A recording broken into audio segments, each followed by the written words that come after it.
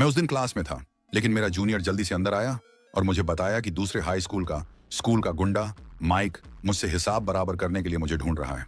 मुझे तुरंत एहसास हुआ कि हालात ठीक नहीं लग रहे थे।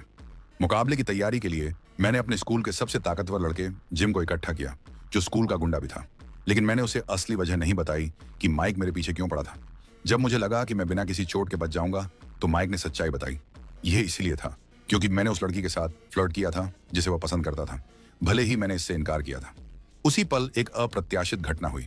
वह वही लड़की थी जिसके पीछे मैं एक बार पड़ा था।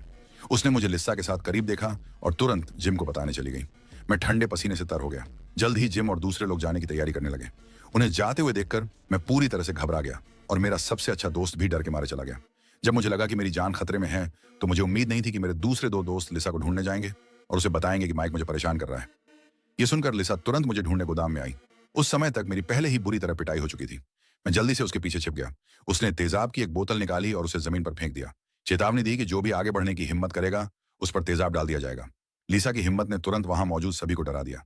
हालांकि माइक इस बात से बहुत गुस्सा था, फिर भी वह लिसा पर हाथ नहीं उठा सका।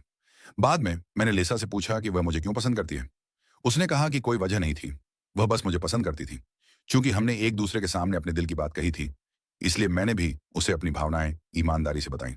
पहले मैं इस बचपन की दोस्त को पसंद करता था, लेकिन अपने पिताजी और लिसा की मां को एक संदिग्ध रिश्ते में देखने के बाद मुझे लगा कि मेरी मां लिसा की मां की वजह से चली गई और इसीलिए मैंने उससे दूरी बनाना शुरू कर दिया। इस बीच स्कूल के गुंडे ने अन्ना को ढूंढ लिया। वह भी उस औरत को निशाना बनाकर बदला लेना चाहता था जिसे मैं पसंद करता था। वो टीचर सही समय पर आ गए। अन्ना बाल बाल बच गई। खबर सुनकर मैं तुरंत उसके पास गया और चिंता से उससे हालात के बारे में पूछा, लेकिन उसने एक शब्द भी नहीं कहा।